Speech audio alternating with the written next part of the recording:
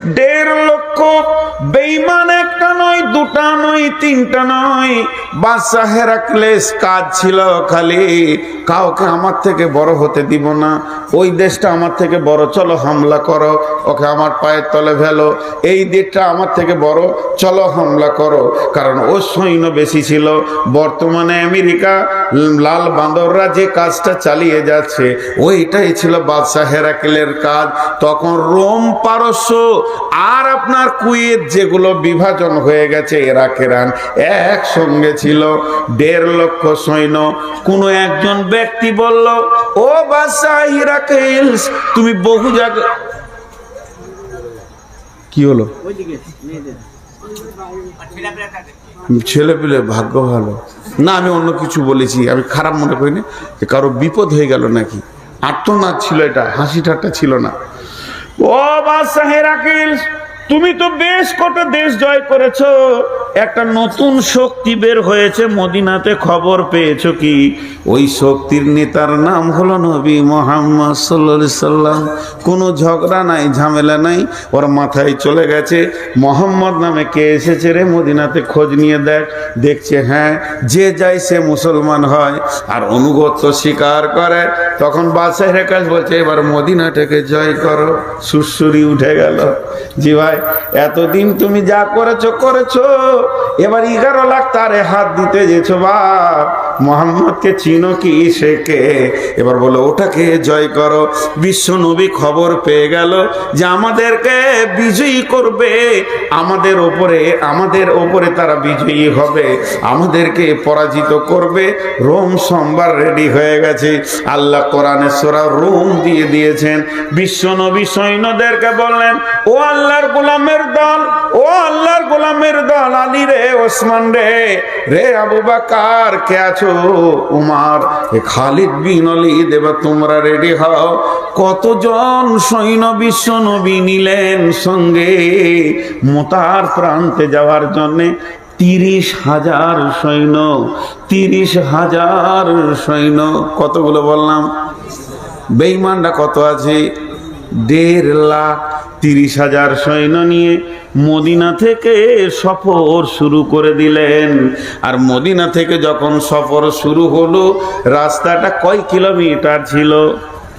জি বলেন, কে বলতে পারবে? রাস্তাটা কয় কিলোমিটার ছিল? তখন তো কিলোমিটার ছিল না, এখন কিলোমিটারে এসে গেছে 1900 কিলোমিটার রাস্তা। পাহাড়ি রাস্তা, শুধু তাই নয়, পাহাড়, পর্বত, মরুভূমিকে পার করে তাদেরকে যেতে হবে। এই রকম পাহাড়ি রাস্তা, 1900 কিলোমিটারের রাস্তা তারা রেডি হয়ে গেল। এবার মুনাফিকরা ভিতরে ঢুকে গেল। মুনাফিকরা বলছে, যাস না, প্রচন্ড গরম, এত গরমে গিয়ে তোরা কি মরবি, এই মোহাম্মদের পেছনে যাস না। বিভিন্ন রকম বুঝাতে লাগলো। ভাইয়া, সূরা তওবার মধ্যে আল্লাহ আয়াত দিয়ে দিলেন, হে নবী তুমি বলে দাও, এই যে 54 ডিগ্রি সেলসিয়াসের গরম, বালি তো পুড়ে গেছে, পায়ের চামড়া উঠে যাবে, তোমাকে পাহাড়ে উঠতে হবে, নামতে হবে, চড়াই উতরাইকে তুমি ভয় করে যাবে না। কিন্তু শুনে লাও, এর থেকে জাহান্নামের আগুন আরো গরম। সাহাবীরা বের হয়ে গেলেন। কয়জন? 30,000। কয়জন বের হলেন বলেন? আর ওই দিকে আছে কয়জন? 1.5 লাখ। তাহলে 1.5 লাখ বেশি না 30,000 বেশি? 1.5 বেশি না 30 বেশি? 1.5 কম, 30 বেশি। আরে 1.5 কম, দেখেন না, একের পরই তো 1.5। 1.5 লাখ সৈন্য নিয়ে ময়দানে যখন হাজির, বিশ্ব নবী একবার আল্লাহর মুজাহিদদের দিকে এরকম করে নজর ফিরিয়ে দেখলেন, সৈন্য যেন সব রেডি হয়ে আছে। তারপরও বিশ্ব নবীর মুখটা বড় ভারাক্রান্ত হয়ে গেছিল যে আমার আল্লাহর গোলামেরা, আল্লাহর মুজাহিদেরা আজকে কি ইসলামের পতাকা তুলবে, না ইসলাম আজকে মিটে যাবে? এই কথা বললেন। মনে মনে ভাবছেন, আল্লাহর কাছে হাত দুটি তুলে দিয়ে বললেন, রব্বানা, হে আমাদের রব উনসুরনা, তুমি আমাদেরকে সাহায্য করো আলাল কওমিল কাফিরিন। চেহারাতে একটু ছাপ পড়েছে, চিন্তা চিন্তা ছাপ। হযরত উমর কি বলছেন, ইয়া রাসূলুল্লাহ, ইয়া হাবিবাল্লাহ, আপনি কি কোনো টেনশন করছেন নাকি? হযরত উমরকে বিশ্বনবী বলে ফেলেন, উমর রে, আজকে তোমার কি মনে হয়? হযরত উমর বলেন, ইয়া রাসূলুল্লাহ, বিজয়ী তুলব ইনশাআল্লাহ। ইসলামের পতাকা রোমের মাটিতে গেড়ে দিয়ে চলে যাব, রোম আজকে আমাদের হাতে আসবে। হযরত উমরের কথাটা শুনে বিশ্বনবী বললেন, উমর রে, ছাগলের সঙ্গে বাঘের যুদ্ধ হচ্ছে। 30টা তোমরা দাঁড়িয়ে আছো 30,000, ওরা দাঁড়িয়ে আছে 1.5 লক্ষ। বিশ্বনবীকে তখন আনন্দ দেওয়ার জন্য উমর বলছেন, ইয়া রাসূলুল্লাহ, 30,000 সৈন্যকে আপনি রেস্ট করতে বলেন, ওদেরকে তাঁবুতে, আমাকে একাই ছেড়ে দেন, 1.5 লাখে ঘর পাঠিয়ে দিছি। নবীজি বললেন, উমর রে, এত সাহস তুমি কিলে কেমন করে পেলে? হযরত উমর উত্তর দিলেন, ইয়া রাসূলুল্লাহ, আপনি বলেছেন যার দিলে আল্লাহ আছে তার দিলটা হলো জীবিত, আর যার দিলে আল্লাহ নাই সে হলো মুর্দা। আমি উমর একাই জীবিত, 1.5 লক্ষ মুর্দা দাঁড়িয়ে আছে আমাদের সামনে। একটা বাঘের মতো হুঙ্কার মারব, ময়দান ছেড়ে দিয়ে, এক বাঘ 1.5 লক্ষ ভেড়ার জন্য যথেষ্ট। ময়দান ছেড়ে দিয়ে চলে যাবে। যখন তুমুল যুদ্ধ মহড়া শুরু হয়ে গেল, বন্ধুরে, আল্লাহ কোরআনে দিলেন গলিবাতির রোম। 30,000 সৈন্য বিশাল রোম সাম্রাজ্যকে দখল করলেন। শুধু দখল করেনি, তাদের সিংহাসন পর্যন্ত পৌঁছে গেলেন। শুধু পৌঁছায়নি, সেখানে যে আপনার কিনা সোনার তাজ ছিল, সোনার শেকল ছিল, স্বর্ণ যত ছিল সবকে টেনে হিঁচড়ে বের করে নিয়ে এসে মসজিদের নববীর গোডাউনে ছুঁড়ে ফেলে দিলে বাইতুল মালে জমা করে দিয়েছে। এর নাম হলো আমরা সেই সে জাতি, আমরা সেই সে জাতি। কিন্তু আজকে আমরা কি? আজকে আমরা, জি ভাই শুনেন, আজকে আমাদের অবস্থাটা কোন জায়গায় পৌঁছে গেছে? খোদায় পাইয়া, আল্লাহ রে পাইয়া, বিশ্ব বিজয়ী একদিন ছিল যারা, আল্লাহকে হারিয়ে ভীত পরাজিত আজ দুনিয়ায় তারা। আল্লাহর সঙ্গে যুক্ত সদাই ছিল যাহাদের মন, দুঃখে রোগে শোকে অটল ছিল যাহারা সর্বক্ষণ। এসে শয়তান ভোগ বিলাসের, ভাষাটা শোনেন কবি নজরুলের, এসে শয়তান ভোগ বিলাসের কারিয়া নিয়েছে ইমান তাদের, আল্লাহকে হারায় মুসলিম আজ হয়েছে সর্বহারা। আজকে আমরা শেষ হয়ে গেছি। তাদের সঙ্গে কে ছিল না? আল্লাহ। আমাদের সঙ্গে আল্লাহ নাই, আমাদের সঙ্গে আল্লাহ নাই, আমাদের সঙ্গে আল্লাহ নাই। শেষ হয়ে গেছে। আল্লাহর সাথে সম্পর্ক অনেক আগে কেটেছে।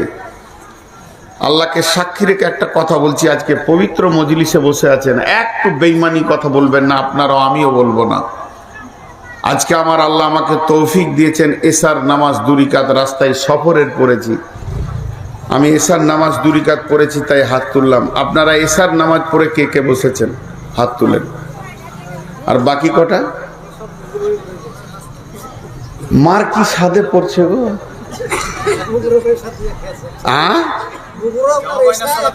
যাই করেছেন এশার নামাজ পড়েছেন কিনা? আর বাকি যেগুলো হাত উঠলো না, আহা, এরা বজরঙ্গের থেকেও খারাপ, এরা বিজিবির থেকেও খারাপ। ভাই আমার, ভাবিয়েন না লোককে দোষ দিতে সময় লাগে। কিন্তু আমি কে নিজেকে খুঁজে পাইনি। চলেন, সেই রোম সম্রাট চলে আসলো জেরুজালেম। বেশি সৈন্য যায়নি, শুধুমাত্র হযরত উমর একা গেছিলেন। জেরুজালেম বেঈমানদের হাতে ছিল, পাদ্রীদের হাতে ছিল, খ্রিস্টানের হাতে ছিল। জেরুজালেম শাসন হতো খ্রিস্টানদের মতবাদে। কিন্তু হযরত ওমর যখন তৌহিদের দাওয়াত নিয়ে পৌঁছিয়ে দিলেন, তৌহিদের দাওয়াত নিয়ে তোমরা জেরুজালেম পৌঁছে যাও, তখন তারা জেরুজালেমের যারা সৈন্য ছিল, মুসলিম সৈন্যদেরকে তারা কেল্লায় আবদ্ধ করে দিল এবং বলল যে তোমার যতদিন না আসবে তোমাদের ছাড়া হবে না। পত্র দ্বারা হযরত ওমরকে চিঠি লেখা হলো, ওমর তুমি একবার জেরুজালেমের মাটিতে পা দাও, তুমি জেরুজালেমে আসলে তোমার সঙ্গে বসে আমি একটা আলোচনা করে নিব। কারণ তুমি হচ্ছ বিশাল সাম্রাজ্য, 2200 বর্গ কিলোমিটার মানে অধিপতি, কিংবা 18 লক্ষ বর্গ কিলোমিটারের অধিপতি। জেরুজালেম আমি তো একটা ছোট দেশ নিয়ে বাস করছি। হযরত ওমর যখনই চিঠিটা পেয়ে গেলেন, সঙ্গে সঙ্গে তিনি আসলামাকে ডাকলেন। আসলামা ছিলেন তার রাজ ভান্ডার থেকে দেওয়া একটা খাদিম। তিনি হচ্ছেন মুসলিম জাহানের খলিফা, তিনি হচ্ছেন দ্বিতীয় খলিফা। বিশ্ব নবী পৃথিবী থেকে চলে গেছেন, হযরত আবু বকর চলে গেছেন, এরপরে ওমরের জামানা চলে এসেছে, হযরত ওমর সেখানে রয়েছেন। এমন সময় আসলামা একটা উটকে রেডি করে নিয়ে এসে বললেন, হুজুর চলেন, এখন যেতে হবে জেরুজালেম। হযরত আসলামা যখন উটটা আনলেন, উটের উপরে চেপে নিলেন কে? হযরত ওমর। হেরি পশ্চাতে চাহি তুমি চলিয়াছ রৌদ্র দগ্ধ দুর্মরু পথ বহি, জেরুজালেমের কেল্লা যেথায় আছে অবরোধ করি, বীর মুসলিম সিনাদল তব বহুদিন মাস ধরি, দুর্গের দ্বার খুলিবে তারা বলেছে শত্রু শেষে, উমার যদি গো সন্ধি পত্রে স্বাক্ষর দেয় এসে।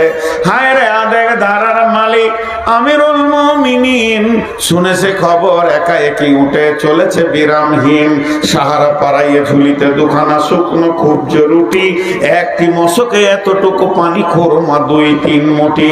প্রহরীবিহীন সম্রাট চলে একা উঠে চোরি, চলেছে মাত্র একটি গোলাম উটের রশি ধরি, মরুর ঊর্ধ্ব আকাশে সূর্য আগুন বৃষ্টি করে, সেই সে আগুন তাতে কয়সম ফুটে বালুকার মরু পরে। কিছু দূর যেতে উট হতে নামি কহিল গোলামের ভাই, পেরেশান বড় হইয়াছ চলিয়া, এইবার আমি যাই। উটের রশি ধরিয়া অগ্রে উঠে বস উঠে, তপ্ত বালুতে চলে যে চরণে রক্ত উঠেছে ফুটে। গোলাম 2 হাত ধরে চুমি কাঁদিয়া কহিল, ওমর এখনই আদেশ করেন কেমনে আপনি? গোলাম রহিবে উটের পিঠে আরাম করিয়া বসি, আর হেঁটে যাবে খলিফা উমর ধরিয়া উটের রশি। খলিফা হাসিয়া বলে, তুমি জিতে গিয়ে বড় হতে চাও ভাই রে, এমনই চলে রোজ কিয়ামতে আল্লাহ যেদিন বলিবে উমর রে, করিনি খলিফা মুসলিম জাহানের তরে সুখ তরে তোরে, কি জবাব দিব কি করিয়া মুখ দেখাবো রসুলের ভাই? আমি তোমাদের প্রতিনিধি মাত্র, মোর অধিকার নাই। আরামে সুখের মানুষ হইয়া মানুষের নিতে সেবা, ইসলাম বলে সকলে সমান, কে বড় ক্ষুদ্র কে বা। উমার চরিল গোলাম চরিল উটের পিঠে, উমার ধরিল রশি, মানুষের স্বর্গে তুলিয়া ধরিয়া ধুলাই নামিল শশী। এই অবস্থায় যখন যাচ্ছে, খলিফা উটের রশি ধরে আছে, গোলাম উটের উপরে চেপে আছে। এখন জেরুজালেমের কোম্পানি মেজর জেনে নিয়েছে, চলো চলো চলো বর্ডারে যায়, বিশ্ব একটা বিরাট বড় দেশের মালিক আমাদের দেশে আসছে, তাকে সুস্বাগতম দিব, স্যালুট জানাবো। কোম্পানি মেজর সৈন্য নিয়ে গিয়ে বর্ডারে অপেক্ষা করছে, দেখছে বহু দূরে একটা উট, তার সামনে কোনো আর প্রহরী নাই, কোনো সিকিউরিটি নাই, কোনো গার্ড নাই, কোনো বন্দুকওয়ালা কিছুই নাই। তিনি একাই আসছেন, 18 লক্ষ 22 লক্ষ বর্গ মাইলের যিনি শাসনকর্তা, শুধুমাত্র একটা উট, আর উটের লাগাম ধরে একজন হাঁটছে। আস্তে আস্তে যখন কাছে পৌঁছালো, জর্ডান নদী পার হবে, বর্ডার পার হবে। কোম্পানি একটা জোরে স্যালুট মারলো।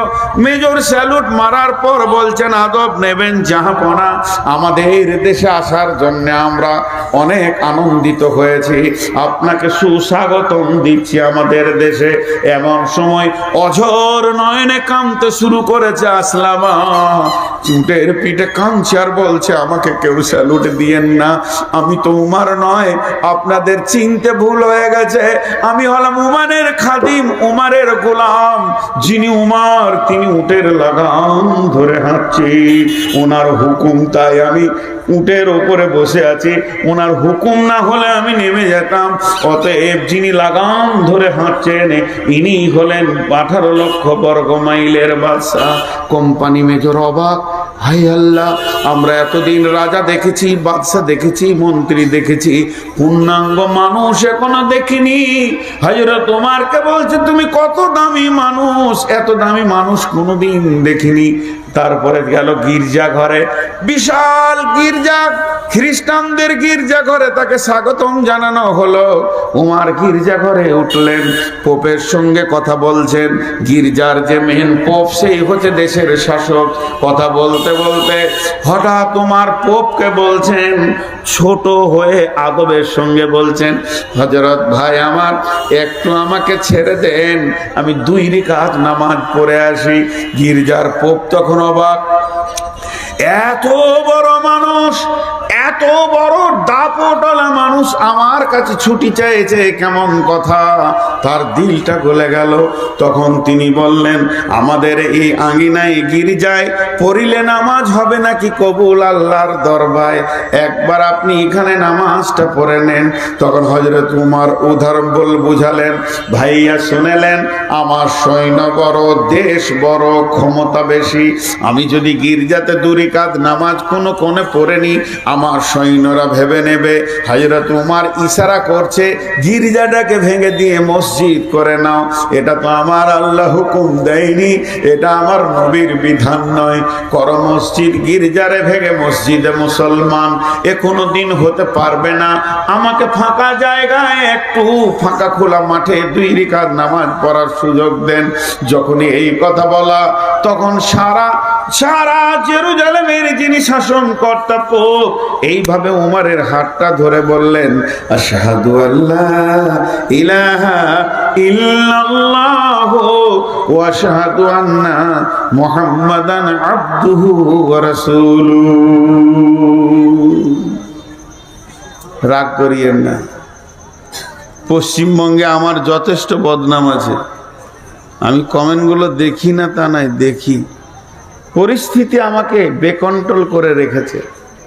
হয়তো 25 সালের শেষ দিকে, মানে আমার আর 10 দিন জালসা আছে, 10 দিন মনে হয় 11 দিন হবে, 11-12 দিন। যাক, 1 মার্চ আমার শেষ জালসা, এবছরকার মতো গুটিয়ে গেল। এপ্রিলে 10-20টা যায় আছে, এবছরকার মতো গুটিয়ে গেল। আগামী সিজনে হয়তো বেঁচে থাকবো কি দেখতে পাবেন ফিলটা আল্লাহ জানে না, আল্লাহ জানেন, আমি জানি না। আল্লাহ জানেন আমি এই ফিলটা থাকবো কিনা। একটা কথা বলে যাচ্ছি,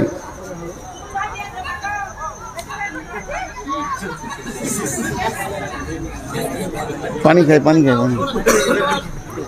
হ্যাঁ, আমি তা বলছি না, মেয়েগুলো এত চিল্লাইছে, আমাকে ভয় লাগছে যে বোম এনেছে নাকি, ছুড়ে দিতে পারে। তো আমি আপনাদের সামনে একটা কথা বলে যাচ্ছি, খুব ঠান্ডা মাথায় আপনারা কথাটা শুনবেন। ভুল হলে আপনাদের পায়ের জুতোগুলো আমার মাথাতে ছুঁড়বেন, আমি ফুল বলে কুলিয়ে নেব। আমি আলিমদেরকে আগে বলছি, এই জাতির প্রথম শ্রেণী হচ্ছে আলিম। এখন মসজিদে ইমাম ভাতা চলছে কি চলছে না? জায়েজ না জায়েজ বলবো না, আমার ক্ষমতা নাই, ফতোয়া দিতে পারবো না, চলছে। তো একটা এলাকায় থানাতে মনে হয় একটা করে ইমামকে লিডার বা নেতা করা হয়েছে। কথা বলেন, হয়েছে কি হয়নি? এখন কোনো ইমাম যদি মসজিদ চেঞ্জ করছে তো নামটাও চেঞ্জ করতে হচ্ছে, এই সমস্যায় রয়েছে। তো তার কাছে যেতে হবে, তার সাথে আবার ব্লকের তারপরে আপনার এমএলএ সব একটা নেটওয়ার্ক করা আছে, সরকারিভাবে দেওয়া আছে। আচ্ছা, ও ঘোষ খেয়েছে কি খেয়েছে না? ওকে যদি পঞ্চায়েতে প্রদান করা হয় একটা মসজিদের ইমামকে, আর তার পেছনে যে মুসল্লি কটা নামাজ পড়ছে তারা যে কোন সুখে পড়ছে আল্লাহ জানে। বলেন, মুসলমানদের প্রথম শ্রেণীটার অবস্থা বললাম। ঘোষ খেয়েছে মসজিদের ইমাম। আজকে গোটা ভারতটায় যত হিন্দু, জৈন, খ্রিস্টান, বৌদ্ধ, শিখ আছে, সবাইকে গদি থেকে নামিয়ে দিয়ে মৌলবি কটাকে যদি খালি এমএলএ, এমপি আর মন্ত্রী করে দেওয়া হয়, এরা যত ঘোষ খাবে এরাও তো খায়নি। তাহলে কোন সুখে আমাদেরকে থাকতে দিবে? আমরা আমাদের লিগগুলোকে খুঁজে পেছি না। রাগ করলে নাকি রে ভাই? হ্যাঁ, পানি খাই, পানি খাই। আমি পানি খাচ্ছি না, জিভ ভিজাচ্ছি। আপনাদের আমার কথাটা বিরক্ত লাগলো, খারাপ লাগলো? এবার চলেন, সমস্ত জাতির নেতাদের কথা বাদ দেন। ওদের দলিল নাই, আল্লাহ নাই, রসুল নাই, কোরআন নাই, হাদিস নাই। দলিল নাই, আল্লাহ নাই, রসুল নাই, কোরআন নাই, হাদিস নাই। যা পারবে খাগা, সুদ, বাটপাড়ি, জুয়ো, চাঁদা, মদ, বিড়ি, গাঁজা যা খাবে খাগা।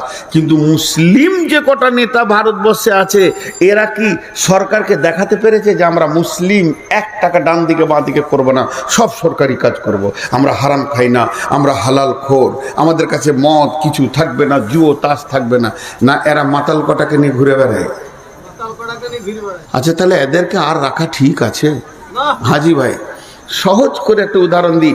আমার দেহ এখানে একটা ঘা হয়েছে, কটকট কটকট কটকট কটকট, যে ডাক্তার বলছে ওষুধ খা, 2 দিন ওষুধ দিলে কিন্তু কটকট কটকট, ওষুধ থামাইতে পারলে না, আবার 2টো ইঞ্জেকশন দিলে, ডাক্তার টিপে দেখলে না, ইঞ্জেকশন দিই, কটকট কটকট, ওষুধে হলো না, ইঞ্জেকশনে হলো না, ভিটামিনে হলো না। যখন কিছুতেই হবে না ডাক্তার, তখন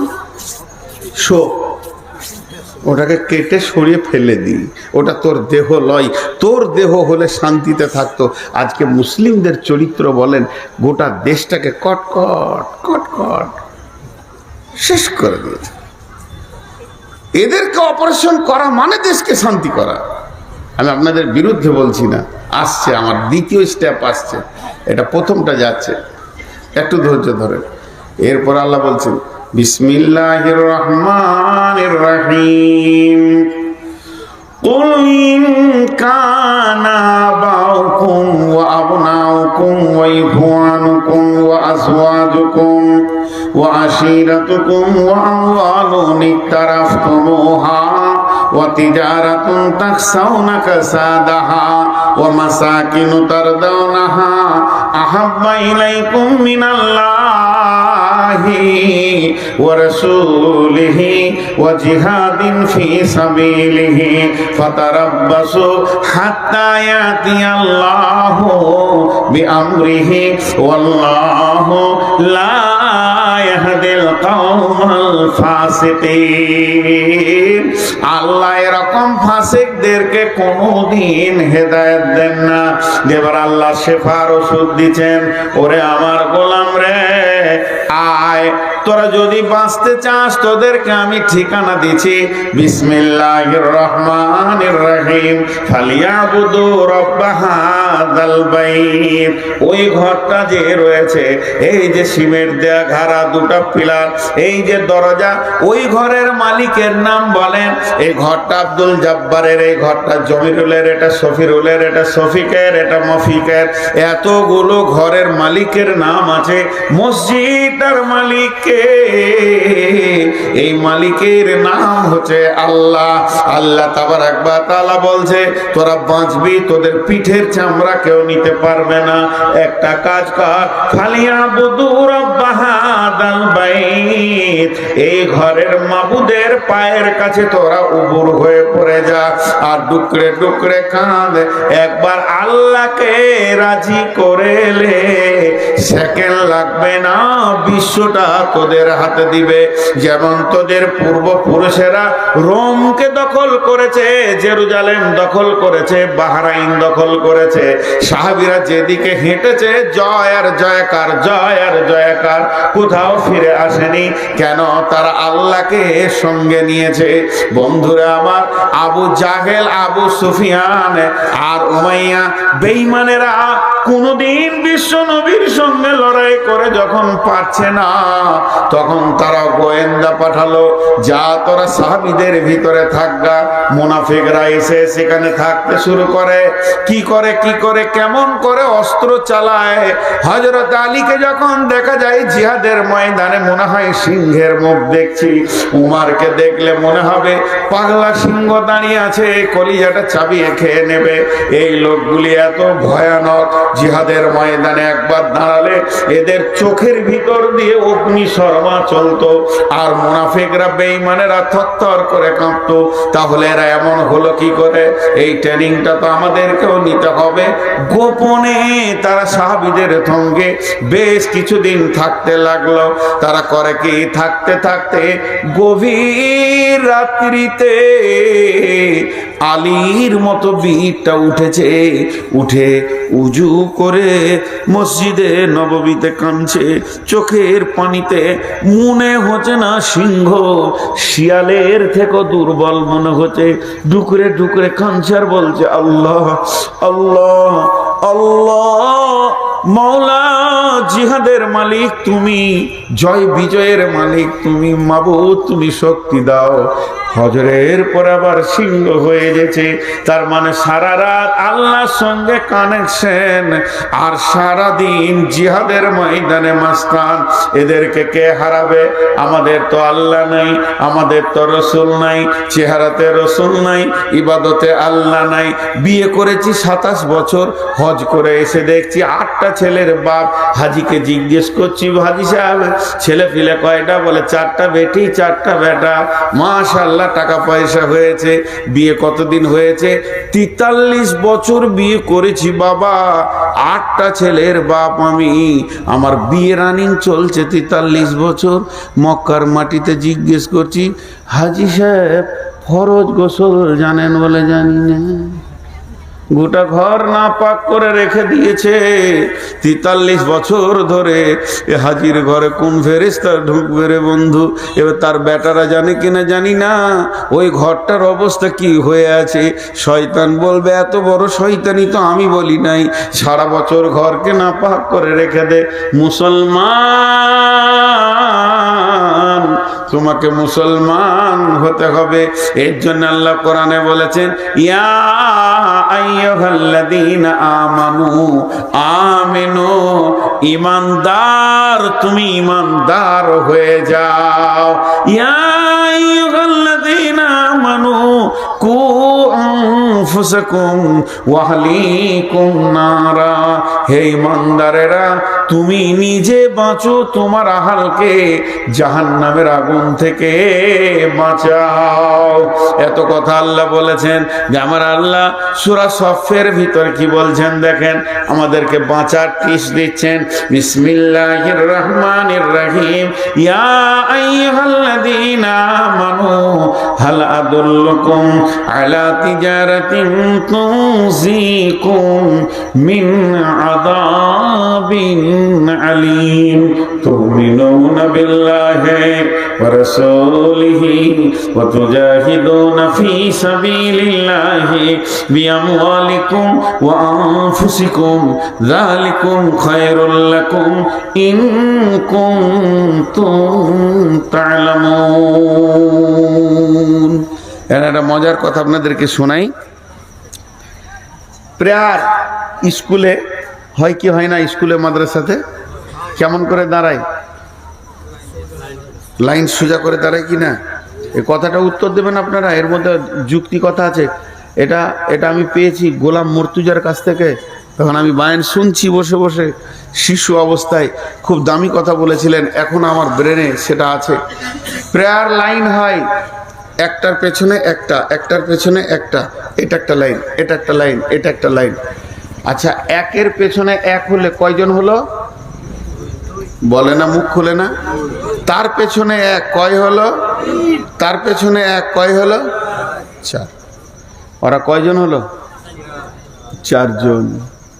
আর আমার রসুল প্রেয়ার লাইন কিভাবে শিখিয়েছেন? একের পেছনে এক না একের পাশে এক? মসজিদে নামাজে কেমন দাঁড়ান?